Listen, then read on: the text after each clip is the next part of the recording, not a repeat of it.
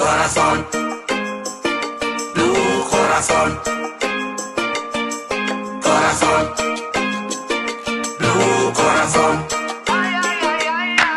Corazón. Nasceu 7 dias antes do 25 de Abril. Não o meu convidado, o nosso convidado, mas a empresa que ele lidera. Mas há qualquer coisa de simbólico nisso. A Unicre e a democracia portuguesa cresceram juntas e hoje, 50 anos depois, é João Batista Leite quem carrega esse projeto para o futuro.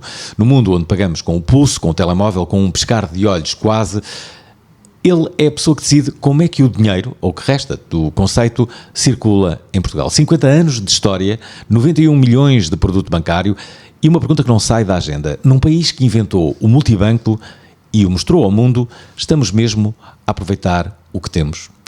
É de resto essa a primeira pergunta que eu e a Ana Rosado vamos fazer ao nosso convidado de hoje, o João Batista Leite. Obrigado, João, por teres vindo. João, muito obrigado por teres aceito o convite. Tiveste direito à introdução e tudo. Fenomenal. Isto não é para toda a gente, não é? Naturalmente. Eu acho que nunca tinha feito. Isto se vê a consideração que eu tenho pelo convidado. Exatamente. E a ler. E é daquelas entrevistas que eu estou nervosa, portanto temos que fazer bem. Ah, é? Claro, porque é um dos convidados por quem eu tenho respeito profissional e pessoal enorme e portanto temos que fazer bem. Vê lá, Ana, porque se calhar os outros convidados estão a ver isso e dizem assim, então mas se quer dizer que não tinha respeito profissional enorme para mim? Não, tenho vai por ser uma todos, tragédia. Mas há assim dois ou três que... Exato, eu percebo. Ora bem, eu se calhar começava justamente por esta primeira pergunta. Será que estamos a aproveitar o que temos no país que inventou o multibanco? Primeiro, muito obrigado pelo convite. Isso era uma pergunta difícil, de facto, mas acho que sim, acho que estamos. E temos visto, de facto, a revolução, especialmente na área dos pagamentos, o que tem acontecido. O nosso multibanco, de facto, é dos mais avançados do mundo, e tem sido desde o princípio, desde a fundação, mas também como todos os outros modelos de pagamento. Hoje nós oferecemos modelos de pagamento que vão desde o tradicional multibanco até ao Pix brasileiro, passando pelo parcelamento, pelas Visas, pela Apple Pay, a Google Pay, portanto, uma variedade de escolhas que os nossos consumidores hoje utilizam todos os dias e adaptado a cada um, à sua necessidade individual.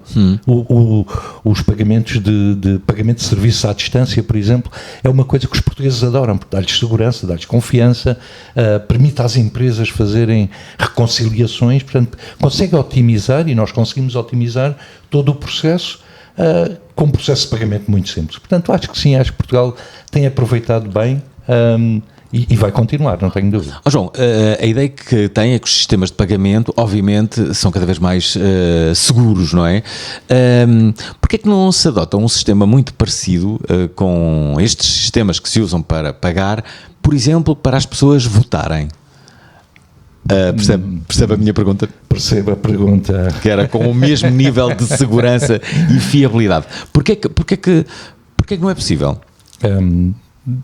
Vamos lá ver, do ponto de vista tecnológico isso era possível e já acontece em muitos países e além de ser possível seria vantajoso para todos nós.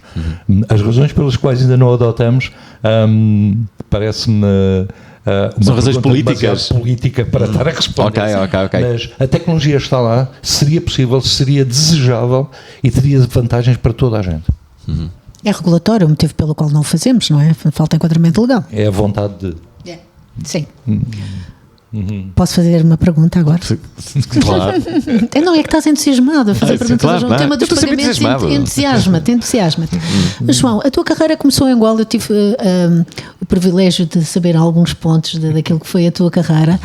Começou em Angola, tanto quanto sei, passou pelo Canadá e em várias instituições em Portugal e a fazer diversas coisas. De que forma é que isto impactou na forma como geres pessoas, como geres equipas ao longo da tua carreira? É verdade, boa investigação. Mas, de facto, os primeiros 20 anos da minha vida, 21 anos da minha vida em Angola, foram anos de grande intensidade, não é? Entre nasci lá e cresci lá, e entre o bairro popular, os maristas de Luanda e o Liceu Salvador Correia, que é um icon da nossa juventude, foram momentos de intensidade, de tal maneira que é curioso hoje, ao fim de 50 anos, quando me junto com os meus amigos da escola ou do bairro, passamos metade do tempo a falar daquele tempo. E a questão é porque é que voltamos a falar sobre as mesmas coisas. É pela sua intensidade, onde nós aprendemos aquilo que é a amizade genuína, sem interesse. aquele contributo que nós temos entre a nossa comunidade, os nossos amigos, e isso foi uma aprendizagem brutal. E claro, depois aconteceram múltiplas coisas e vindo de Angola passei aqui um bocadinho para Portugal, e depois de estar na faculdade e aprender tudo sobre o Marx, eu já sabia o Marx de manhã, à tarde, à noite e depois de almoço, decidi que não era para mim e fui para o Canadá, o que foi uma experiência de facto extraordinária, uma decisão que me orgulho de ter tomado na altura, mas com desafios brutais na altura, não é? Estamos a falar na altura em que eu, para ligar para a minha mãe em Odivelas, ligava o número de telefone e atendia-me uma operadora a dizer: estou lá. E eu dizia: olha, quero falar para a Dona Laura. Já não me lembrava disso. É verdade. E a senhora dizia: vou já ligar. E ligava quatro coisinhas e logo como conseguia ligar. E é nessa altura que nós imigramos, eu era já casado na altura, imigramos para o Canadá e lembro perfeitamente da viagem, que foi a mais barata possível que podíamos arranjar, daqui para Madrid, de Madrid para Nova Iorque, e chego a Nova Iorque a 19 de janeiro de 77 e fico maravilhado com tudo, não é? Estou na América finalmente. Estamos a falar naquela época, não hoje em que viajamos muito. E vi uma máquina que servia cafés. E eu disse: isto só na América. Uma máquina, põe-se uma moeda e sai café. Eu nunca tinha visto aquilo na vida. E lá pus a moeda e saiu o café e fui testar o café. Era a maior porcaria que pode existir na vida. Horrível, como hoje. Impossível, como hoje. Não, pior ainda. E então eu disse: ok, a fotografia e a realidade são bem distintas. E quando no dia seguinte aterro no Canadá, bastante interessante, porque estavam menos 30 graus, tinha caído o nevão, as ruas com 2 metros de neve, eu não tinha o casaco que precisava, e portanto foi um choque cultural. Mas fui trabalhar no dia seguinte, e foi aí que aprendi imensas coisas. Primeiro sobre imigração e multiculturalismo e o respeito determinante que nós precisamos ter por cada um de nós. E o Canadá faz isso de uma forma extraordinária. Eu lembro-me de ter chegado à fábrica onde fui trabalhar com 200 colegas da Jamaica, mais 100 colegas da Índia e do Paquistão, e depois na área dos acabamentos as senhoras italianas da Calábria. Isto eram fábricas que funcionam 24/7. E quando tu chegas à linha de montagem e és um menino chegado de Portugal e és muito educadinho e dizes: good morning, my name is João Leite. O jamaicano vira-se para ti: you rascalado, what the fuck do you want? Let's move on. E tu não percebes nada do que ele disse, mas percebe que vais fazer parte daquela equipa. E vais perceber que o trabalho que tu fazes impacta os 200 colaboradores, mais as 30 italianas que estão a fazer o trabalho de acabamento. E de repente integras-te e percebes que, para conseguirmos que a fábrica produza 24 horas, 7 dias por semana, todos têm que participar em equipa. E se um falhar, falha toda a produção. E se um falhar, falhamos todos. Não é o Manel que falhou, não é o João que falhou. E, portanto, integrares numa equipa multicultural que tem o mesmo objetivo, que é atingir o nível de produção, é um ensinamento brutal. E depois há outras coisas, como no turno da noite, em que o intervalo é às 3 da manhã, e tu te sentas e levas o café com leite e a sandezinha para poder comer às 3 da manhã, e a senhora italiana ao lado de mim, que tinha o seu termos também, que eu pensava com café com leite, pergunta-me: João, não queres? E eu: não, eu trouxe o meu, muito obrigado, este é diferente. E ela dá-me um bocadinho e era vinho tinto. E ela explicou-me que o vinho tinto era mesmo determinante para ter a força de conseguir fazer o que era preciso fazer. Portanto, foram ensinamentos brutais que eu tive nessa altura, e que depois, quando tive a possibilidade de voltar a estudar, então sim, fiz essas coisinhas todas, desde professor da escola primária dos alunos portugueses, intérprete nas escolas, bartender, que eu adorava, sem dúvida, aonde se Foste durante quanto tempo bartender? Ouvir, durante 5 anos, todos os sábados, e era importante, porque eu, como bartender, ganhava, não me lembro, $100 por noite, por um sábado à noite. Estes $100 permitiam-me comprar a comida para a semana. E o que é que se aprende além de servir bebidas e conhecer gente bonita? A escutar, a ouvir. Porque o bartender é um confessor. As pessoas encostam-se ao balcão e contam-nos a sua vida, as doenças que têm, os problemas que têm. E, portanto, ouvir e escutar é algo que eu aprendi também aí. João, deixa-me fazer-te uma pergunta que tem a ver com esse teu passado de bartender, que é, quando nós vamos a um bar, ainda em muitos locais, pagamos com dinheiro, ok, algumas vezes com MBWay. A ideia é que cada vez mais o dinheiro em si seja invisível, que não seja palpável. Vi numa entrevista que tu disseste que até 2030 o dinheiro à partida, o dinheiro físico em si, desaparecerá. Não sei se isto é uma estatística ou não, mas a verdade é que como é que tu vês o processo de pagamento, por exemplo, num bar? Porque definitivamente não é, convenhamos, eu enquanto utilizador, e bastante utilizador de bares e discotecas, mete-me uma certa impressão que alguém esteja a mexer no dinheiro e depois me sirva ao copo a seguir, não é? O dinheiro em si, as pessoas às vezes dizem que é sujo, e é um pouco, se pensarmos bem, o dinheiro físico em si.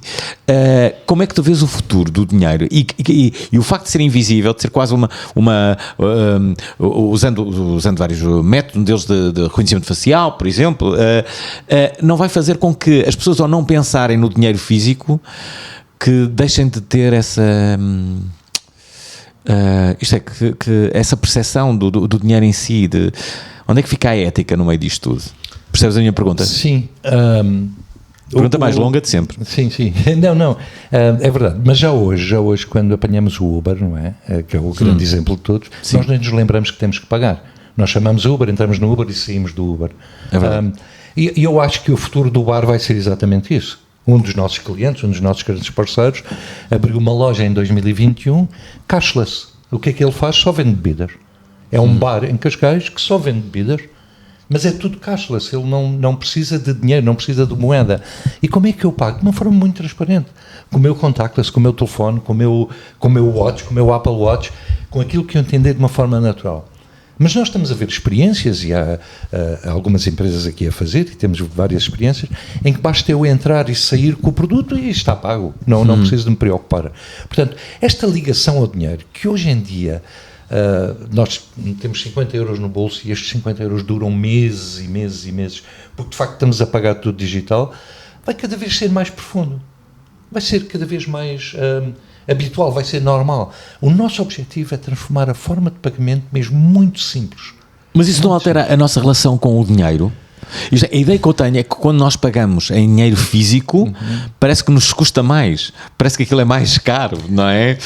E quando não o vemos, parece que é mais barato. Muito mais simples, muito mais simples. Mas não Simples é. E dá a sensação de que não estamos a pagar. Exato, mas isso não será uma questão de gerações, porque eu acho que os miúdos hoje em dia já não sentem tanto isto que nós sentimos. Os miúdos não têm dinheiro para começar, não é? Pronto, os miúdos saem de casa sem carteira, é logo a primeira coisa, não é? No telemóvel têm tudo. E eles sentem na mesma que estão a pagar porque já estão muito mais habituados a essa leveza nos pagamentos que nós não estávamos. Não? A leveza com controle. E por isso a formação é determinante. E eu recordo do meu filho, com 10 anos, abrir-lhe a primeira conta bancária e dei-lhe um cartão de débito.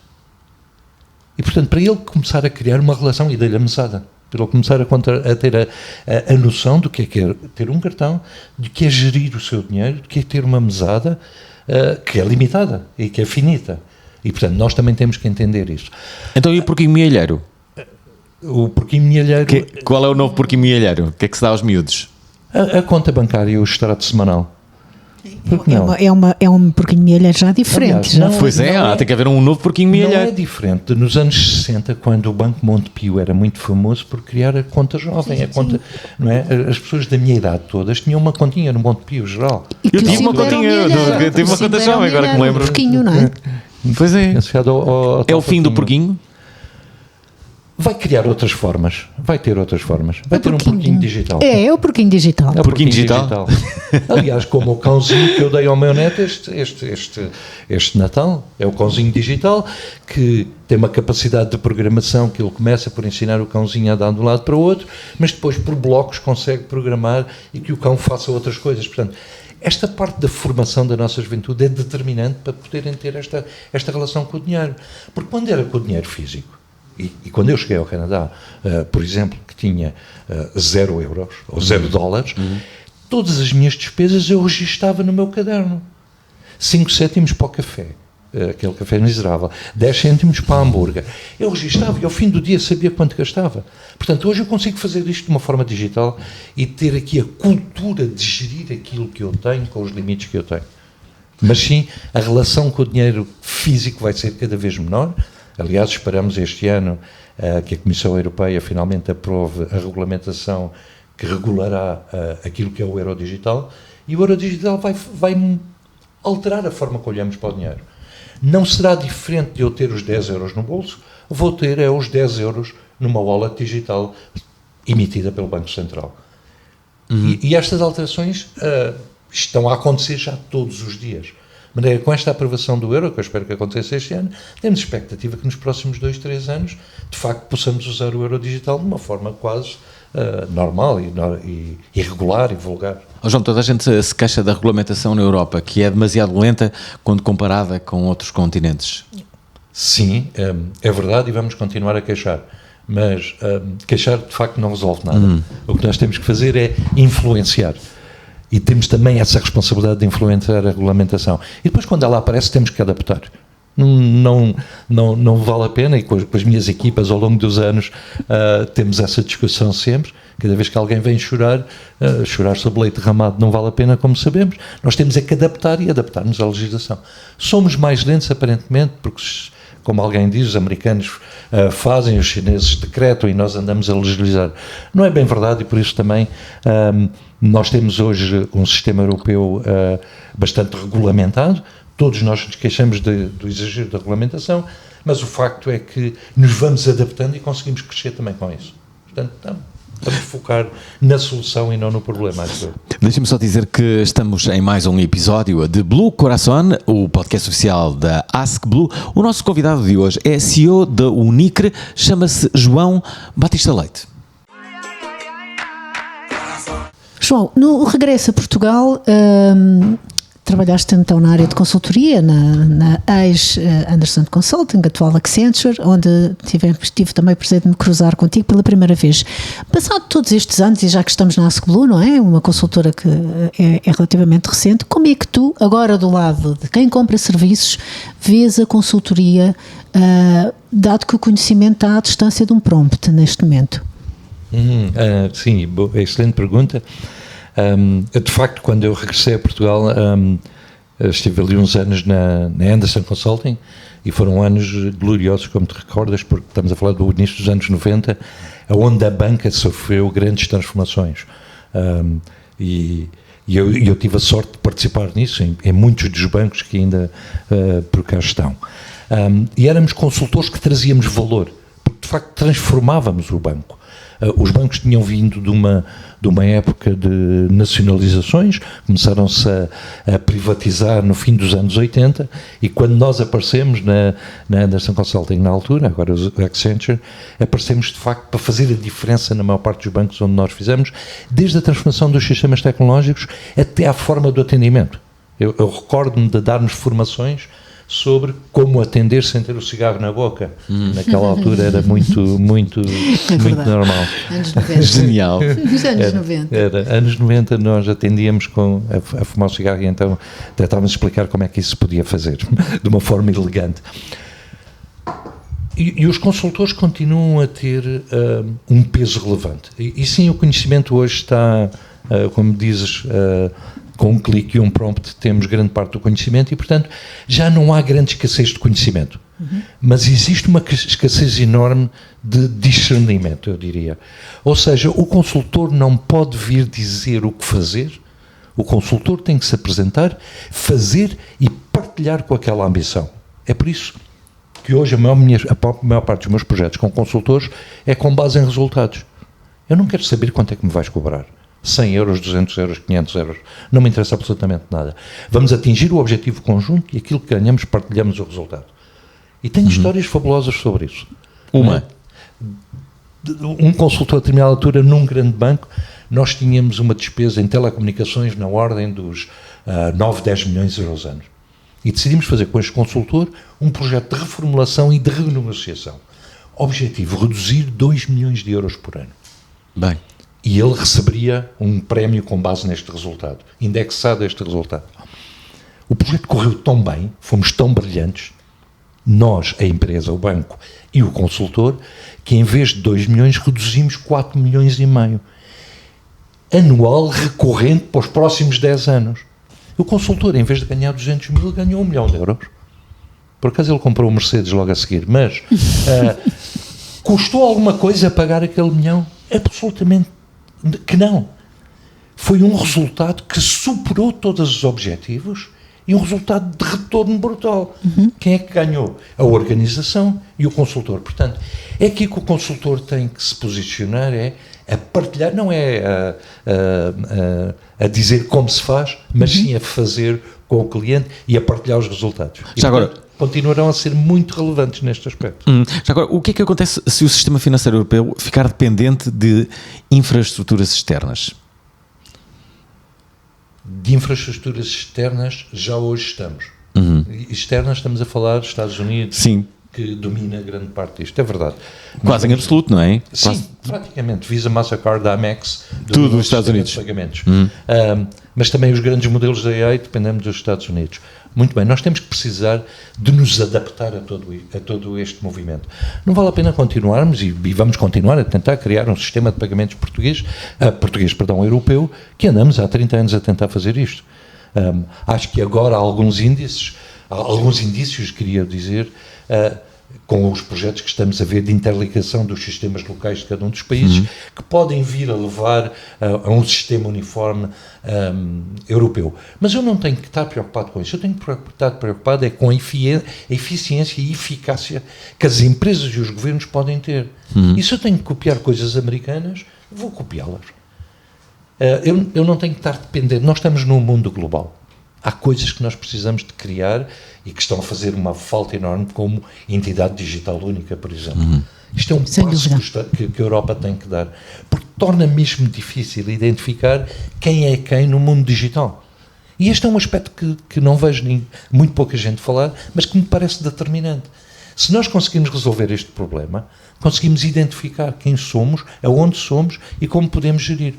Se a infraestrutura está no meio do Atlântico, se está nos Estados Unidos ou se está no Luxemburgo, parece-me assim um bocadinho indiferente, desde que eu consiga garantir o acesso e a privacidade que serão sempre necessárias.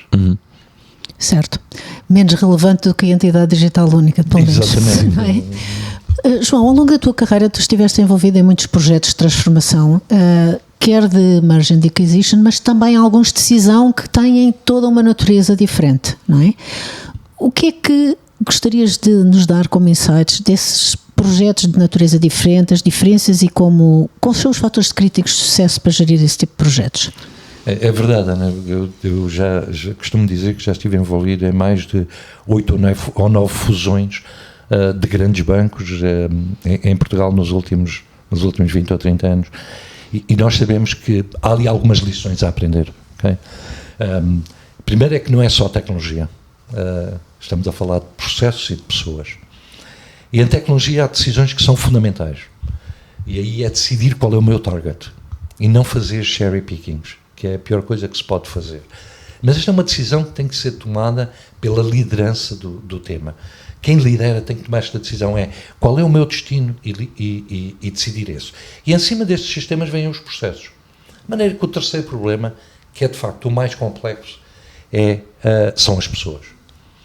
E aqui comunicar é o aspecto mais importante. Comunicar, partilhar as decisões e estar envolvido. Criar proximidade com as equipas. Alguns dos projetos que tive foram de alta complexidade, em que sabíamos que, por exemplo, uma equipa completa de tecnologia ficaria sem emprego no fim da migração. E nós pensamos, 9 meses disto. E como sabes, 9 meses numa migração significa 7 dias por semana, sábados, domingos, etc, etc. Como é que se motiva uma equipa a estar assim? É partilhando o objetivo, publicitando o objetivo, porque os objetivos, quando são públicos, então nós obrigamos-nos a cumprir. E esta proximidade com as equipes, com toda a equipa de liderança, é determinante para atingir. No caso das decisões, é normalmente um bocadinho mais complexo. Primeiro porque não é habitual, já vivi algumas também e estamos a viver a outras, e as pessoas, quando entram na decisão, entram na angústia do futuro, do destino, da complexidade de relações humanas.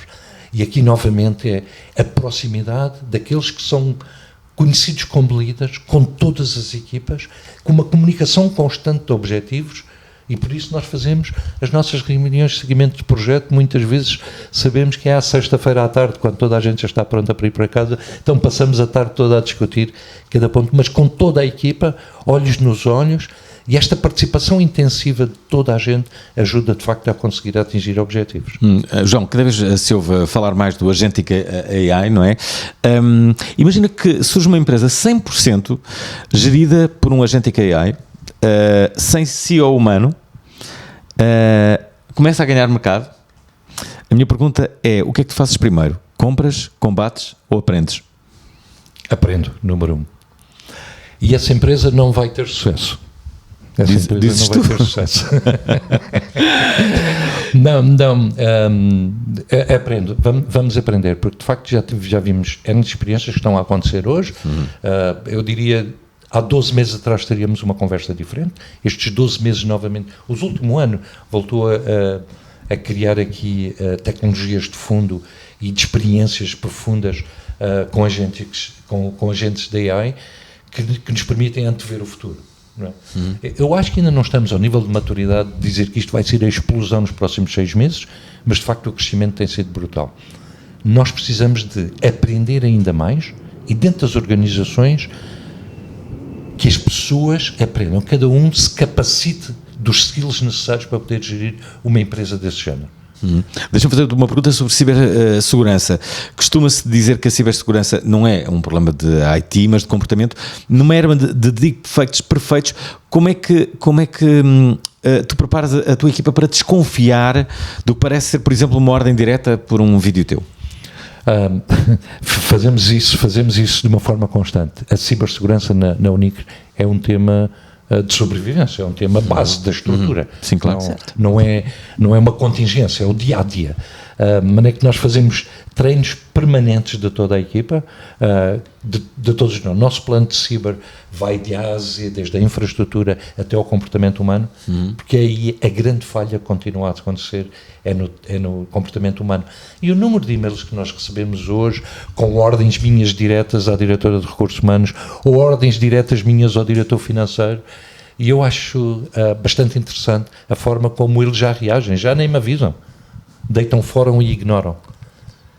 Mas nós em Portugal temos um grande caminho a fazer. Eu trabalhei num grupo durante muitos anos, em mais de 12 ou 20 países no mundo, e quando fazíamos estes testes, nós percebíamos a diferença da população americana para a população portuguesa ou dos anglo-saxónicos. Qual era? Estamos a falar de 3, 4, 5% que podem clicar no mail de phishing, versus nós portugueses continuamos nos 30, 40% a clicar no mail de phishing.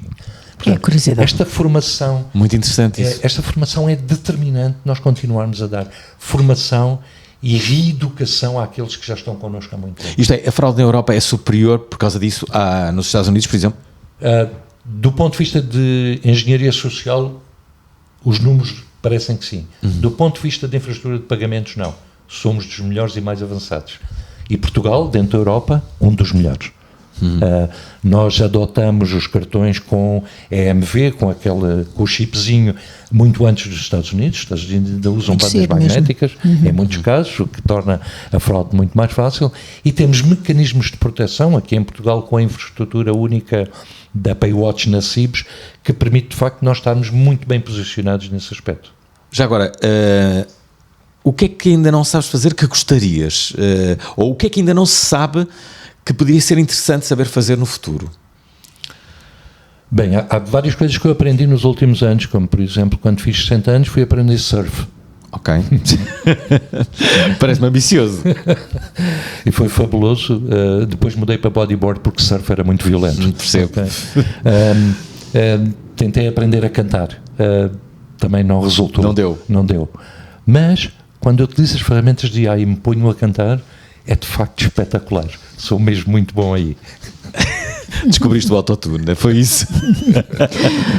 João, por falar em AI, nesta transição tecnológica que estamos a viver, o sistema financeiro português é um sistema que é um ecossistema ainda tecnologicamente com muito legado.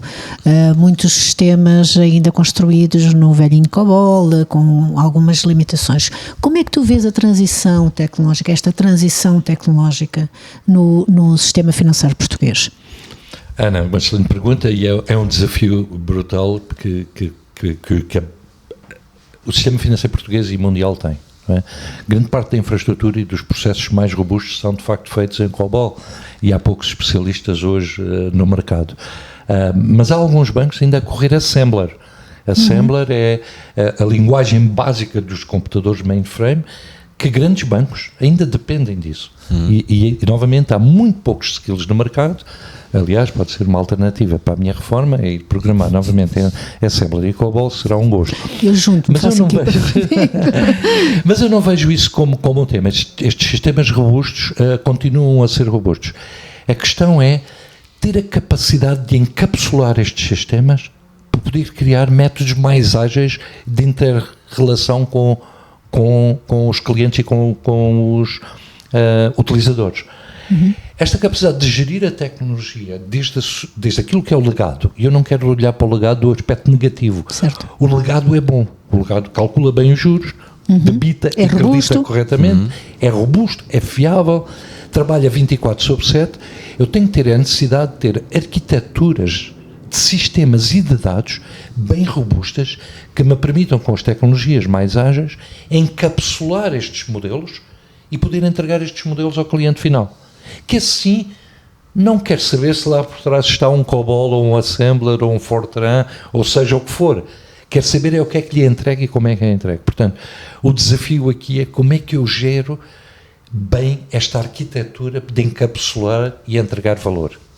João, imagina que entras justamente numa cápsula do tempo e de repente aterras em 2050. Em 2050, como é que achas que o mundo estará a este nível? Como é que estão os sistemas de pagamento? Como é que tudo irá funcionar, no teu entender, daqui a pouco mais de 25 anos? Fernando, uma boa questão, e eu gosto de pensar nisso. Eu lembro-me uma vez de ter estado numa conferência. Acho que o Fernando ainda não era nascido, para aí em 1982, 81. Já era. Eu nasci em 74. Okay. Eu nasci 7 dias depois de 25 de Abril. O Unicre nasceu 7 dias antes. Não é incrível? Estamos ligados por esta coincidência cósmica. Tenho o direito de dizer. Sou senhora. A Ana é que não era. Sim. Mas eu lembro aí em 82, 83, não me recordo, estava numa grande conferência na Flórida e ouvi alguém falar sobre as telecomunicações, como é que se iam transformar as telecomunicações para ter o que temos hoje. E eu pensei, este homem é louco, isto nunca vai acontecer. E aconteceu. No ano seguinte ouvi o Michael Hammer a lançar o seu primeiro livro sobre a reengenharia das organizações. E eu pensei, este homem é louco, não vai acontecer. E hoje ouvimos os gurus a falar sobre 2050, mas eu acredito sinceramente, a evolução tecnológica brutal e o crescimento que nós tivemos nos últimos, eu diria, 10 anos, permite-nos antever que 2050 vamos ter múltiplas coisas. Primeiro, vamos trabalhar menos. Vamos trabalhar menos. Os 4 dias ou 3 dias por semana é quase, para mim, um dado garantido. E porquê? Não é? Já falas em 3 também? Também em 3, porque o nível de produtividade que nós somos capazes de atingir vai-nos permitir estar mais tempo em casa criando o mesmo valor. Em casa, ou na praia, ou na caminhada, ou aquilo onde for. Vai-nos permitir criar mais valor, mais riqueza, com menos esforço físico. E eu acho que isto vai ser possível. Os pagamentos e todas estas atividades mesquinhas de tratar do dinheiro e guardar vai passar a ser um processo transparente, muito transparente. Não sei se é no telemóvel, se vai ser no meu relógio ou se vai ser no chip que eu vou implantar algures aqui no meu corpo. Mas será de facto um mundo muito mais simples do que temos hoje e onde teremos mais tempo para nos dedicar a coisas como a poesia. Acho ótimo e diria aqui um poema, mas tenho uma pergunta antes para te fazer, que é, se é verdade que vamos ser mais produtivos, muito à custa da IA, não é? Também é verdade que se fala de que não haverá emprego para todos. E que uma das soluções é o rendimento básico incondicional, o RBI. Como é que tu vês... Como é que vês este futuro não tão otimista quanto agora estavas? Desculpa, agora cortei aqui o mudo, não foi? É verdade. Não sei se é em 2050, mas consigo ver o futuro da sociedade que cria valor e cria riqueza com um RBI implementado no mundo inteiro.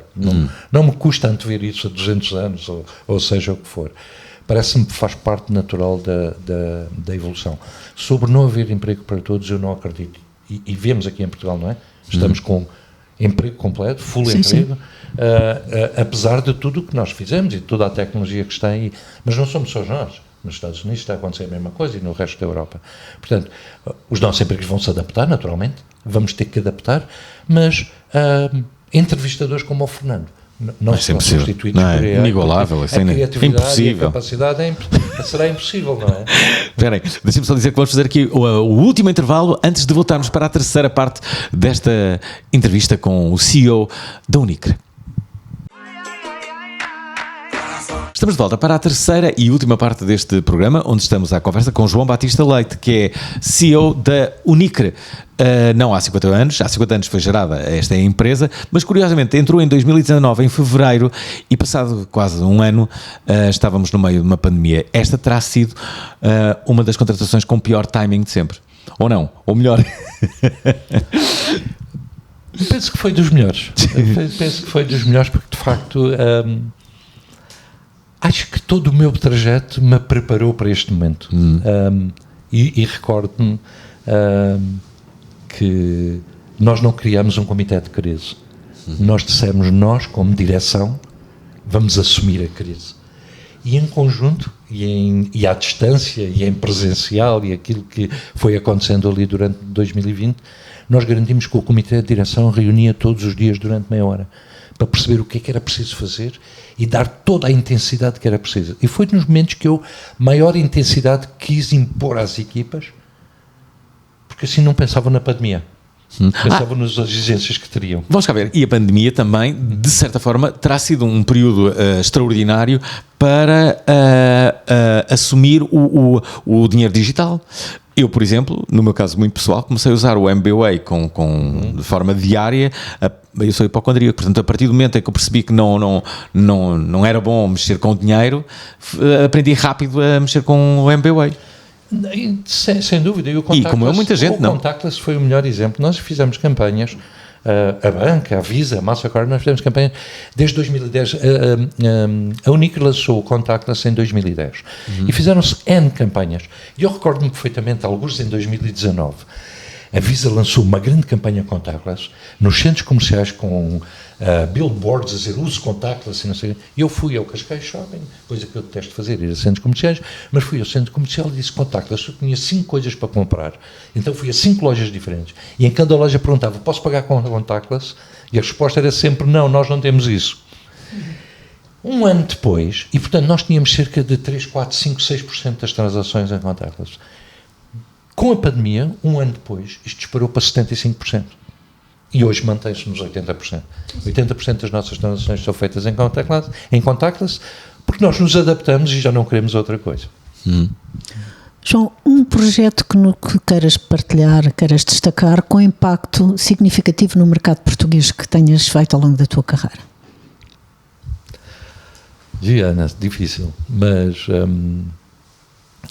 vários. Eu acho que todas as fusões foram um desafio.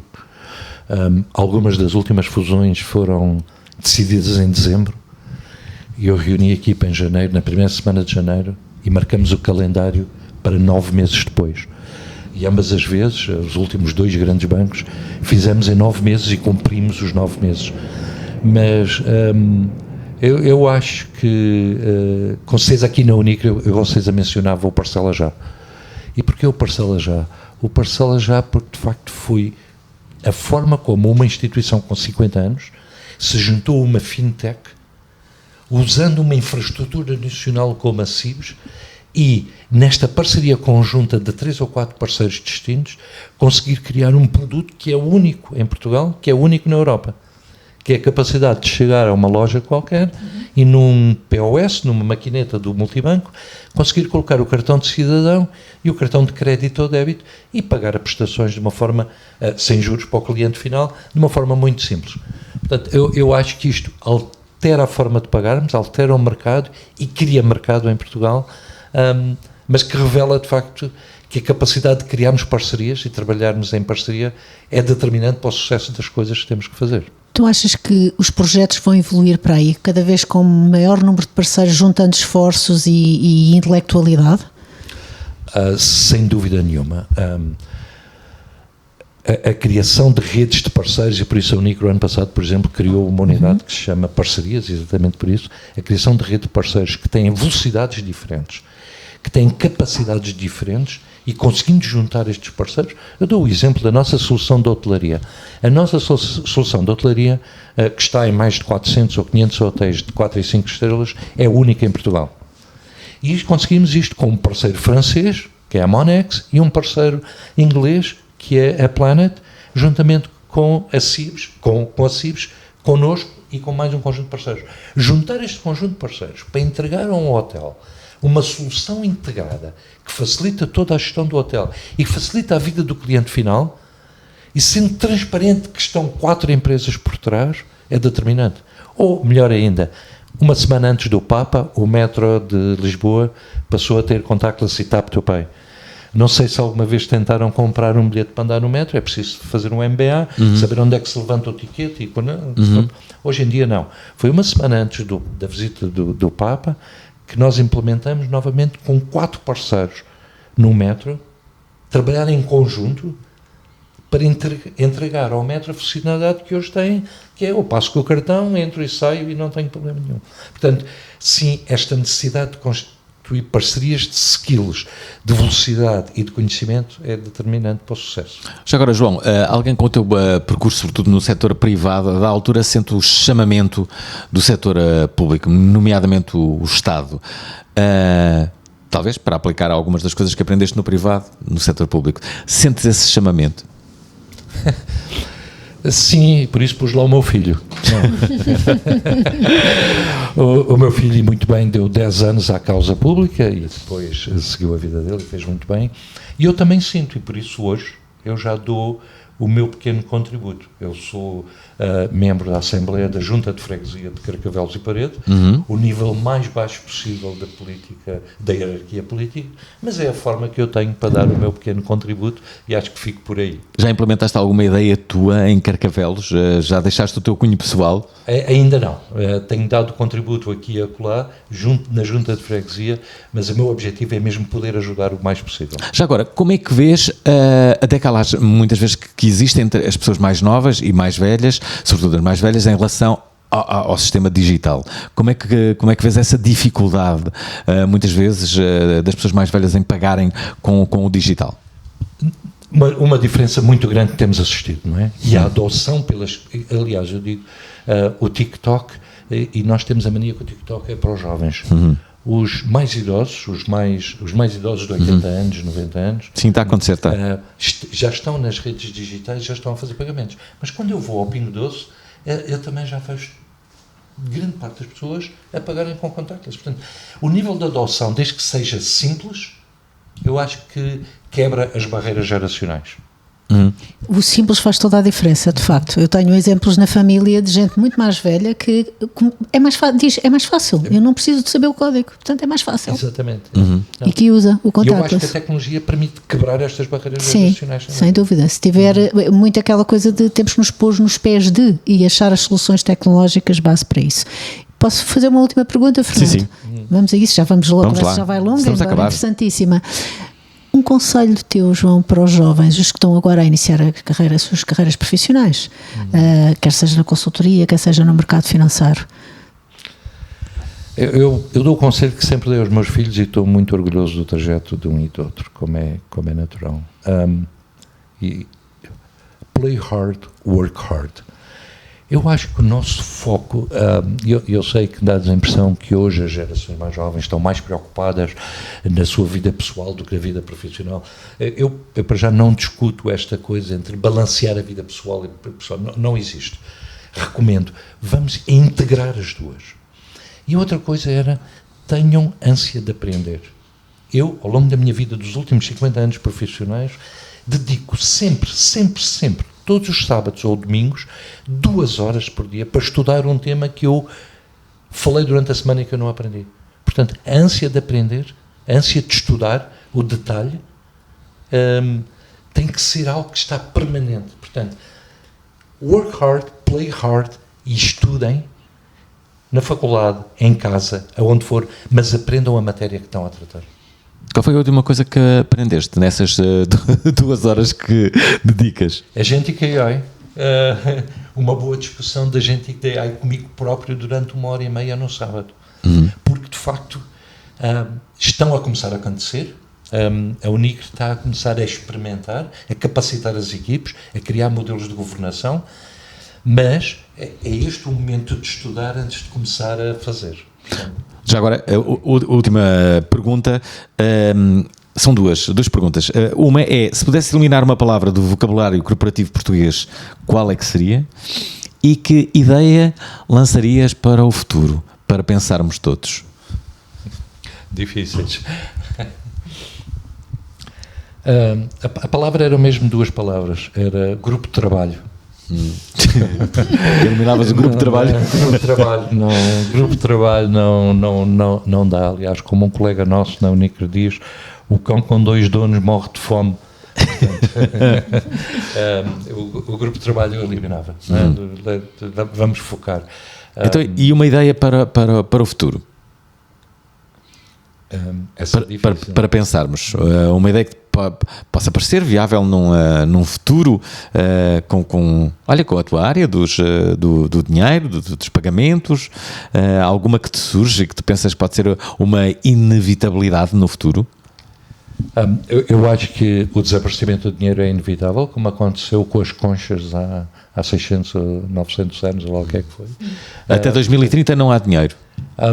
Não, 2030 parece-me cedo, porque há ainda muito daquilo que é chamada economia paralela vai continuar a acontecer, infelizmente, acontece hoje e que vai continuar a acontecer, portanto vai haver necessidade. Há aqui um momento de adaptação, e que não tem a ver com a idade, mas sim dificuldades que não são necessariamente geracionais de lidar com métodos digitais, mas estou convencido que nos próximos 10, 15, 20 anos desaparecerá naturalmente, não será imposto. Aliás, a Comissão Europeia e o BCE têm sido muito claros que mesmo o euro digital não é para substituir a nota e a moeda, mas será um desaparecimento natural. Então, mas e qual é a ideia do futuro? Eu não me esqueci. Arranjarmos mais tempo para nós próprios, integrando com a nossa vida profissional mesmo. Eu acho que esse é o grande debate. Life balance. Ótimo. Muito bem. Gostei mesmo, peraí. Deixa eu...